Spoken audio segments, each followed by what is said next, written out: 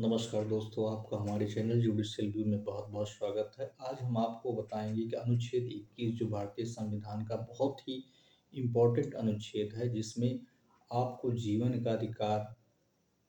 अच्छे जीवन के अधिकार के साथ-साथ आपको मिलता आहार प्राप्त करने का अधिकार, आश्रय का अधिकार, इसी की तरह जीवित रहते हुए गरिमापूर्ण जीवन जीने का अधिकार, इन सब अधिकारों को आपको मैं परिचित कराता हूँ। जी हाँ, अनुच्छेद 21 जो प्राण एवं दैहिक स्वतंत्रता का अधिकार हमें प्रदान करता है, अर्थात हमारे प्राणों को स्वतंत्रता से जीवित रहने और हमारे प्राणों को ऐसे किसी अन्य व्यक्ति के द्वारा जो है हरण नहीं किया जा सकता, कोई अनुपयुक्त विधि के द्वारा हरण नहीं किया जा सकता है, इसलिए हमको ये प्राण एवं दैहिक स्वतंत्रता प्रदान करता है। जी, अनुच्छेद 21 हमारे संविधान में बहुत ही इम्पोर्टेंट है, इससे जुडिशरी में अच्छे क्वेश्चन बनते हैं और ये प्रश्न अपने आप में बहुत ही महत्वपूर्ण है। अगर हम अनुच्छेद 21 का पूर्ण अध्ययन करते हैं, तो हम पाते हैं कि अनुच्छेद 21 की जो बाउंड्री है, ये विस्तृत होती चली जा रही है, बहुत से अधिकार इसमें जुड़ते चले जा रहे हैं। जैसे जीवन जीने का अधिकार, इसमें केवल शुरुआत में जीवन के जीने का अधिकार व्यक्ति को मिला हुआ था, लेकिन बाद में मेनका गांधी बनाम भारत संघ के बाद में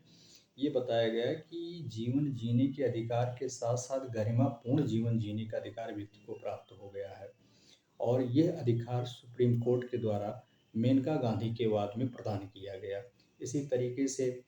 हम आगे जब पढ़ते हैं, आगे जानते हैं, तो एक प्रश्न ये उठता है, क्या जीवन जीने के अधिकार में मृत्यु का भी, यानी कि जीवन अपना समाप्त कर देने का अधिकार भी शामिल है? ये बहुत ही इम्पोर्टेंट प्रश्न बना। सुप्रीम कोर्ट में इस पर वाद लाए गए, जिसमें ये बताया गया कि शुरुआती टाइम में जो भी सुप्रीम कोर्ट में रिट हुआ, इसमें ये बताया गया कि जीवन किसी व्यक्ति का जो जीने का अधिकार है, इसके साथ मृत्यु का भी अधिकार इसमें शामिल है। मारुति श्रीपति दुग्गल बनाम बॉम्बे राज 1987 के मामले में शुरुआत में सुप्रीम कोर्ट ने माना कि धारा 309 आईपीसी संविधान का अनुच्छेद 14 और 21 के उल्लंघन होने के कारण यह जो है असंवैधानिक है और उन्होंने कहा कि अनुच्छेद 21 जीवन जीने के अधिकार के साथ-साथ मरने का भी अधिकार शामिल है, जिसकी आगे पुष्टि पी रतिराम बनाम भारत सिंह 1994 के मामले में सुप्रीम कोर्ट ने पुनः कहा कि जीवन जीने के अधिकार में मरने का अधिकार शामिल है। लेकिन जब हम ज्ञान कौर के मामले में हम आगे पढ़ते हैं, तो उसमें हमारे इस आदेश को जो है पलट दिया गया और ये कहा गया कि जीवन जीने के साथ-साथ मरने का अधिकार शामिल नहीं है। ज्ञान कौर बनाम पंजाब राज्य 1996 में सुप्रीम कोर्ट ने, जिसके न्यायमूर्ति थे श्री वर्मा जी की अध्यक्षता में जो है एक मीटिंग हुई। उस मीटिंग में 5 सदस्यीय संविधान टीम की एक गठन हुई, 5 सदस्यीय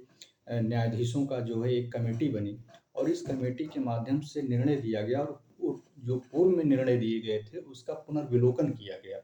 और सुप्रीम कोर्ट के द्वारा अपने निर्णय को पलटते हुए कहा कि नहीं, जीवन जीने के अधिकार में मरने का अधिकार कतई शामिल नहीं है और इस तरह से 3 आईपीसी की धारा 306, 309 और अनुच्छेद 14 और 21 अपने आप में संवैधानिक है, अर्थात वो अनकॉन्स्टिट्यूशनल नहीं है। इसी तरीके से आगे जब हम तमाम अधिकारों की चर्चा करते हैं, तो जैसे आश्रय प्राप्त करने का अधिकार, अपनी जीविका का अधिकार, ओल्गा टेलिस वर्सेस बॉम्बे नगर निगम का वाद है, जिसमें ये पटरी वाला वाद के नाम से बहुत प्रसिद्ध है, जिस पर फुटपाथ पे लोग जो छोटी-छोटी दुकानें लगाते थे, इनको नगर निगम मुंबई के द्वारा हटा दिया गया था। बाद में एक रिट सुप्रीम कोर्ट में दाखिल की गई, जिसको Olga Tellis versus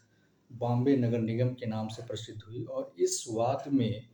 supreme court में ये अधिकार, यानी कि जीवन जीने के अधिकार तो पहले से ही डिसाइड था, प्लस जीविका प्राप्त करने का अधिकार, जीविका कमाने का अधिकार भी प्रदान किया गया। अर्थात जो पटरी पर अपनी जीविका चलाने हेतु छोटी-छोटी दुकानें लगाते हैं, उनको ये अधिकार प्राप्त है कि वो अपनी जीविका का साधन उत्पन्न कर सकें और गरिमापूर्ण जीवन जी सकें। इसी तरीके से आश्रय प्राप्त करने का अधिकार, चमेली Singh versus state of union union of state, इसमें भी जो है यूनियन ऑफ इंडिया, इसमें भी जो है तमाम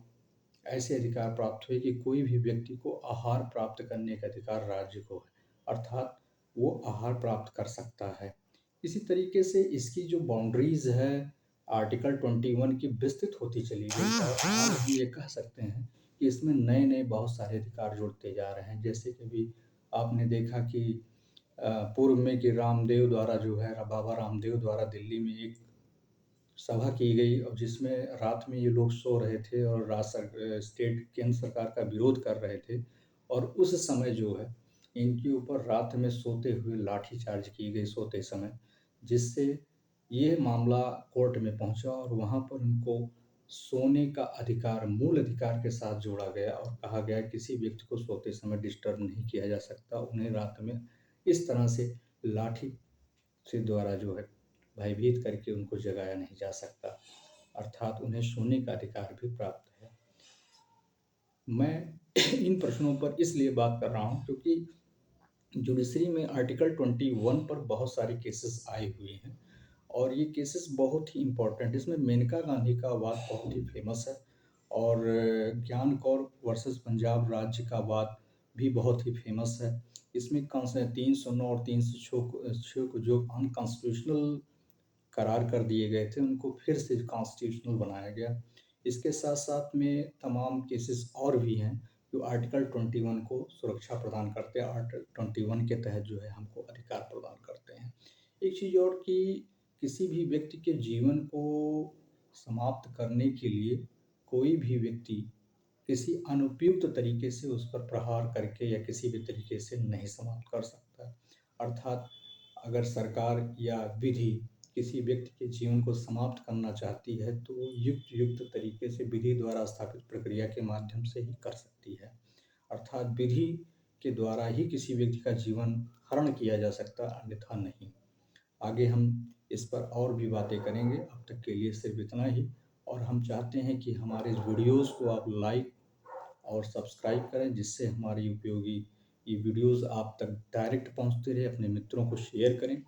और इससे आगे आपको कॉन्स्टिट्यूशन पर अन्य वीडियोज़ भी प्राप्त हो जो आपकी परीक्षा के लिए बहुत ही इम्पोर्टेंट होंगे।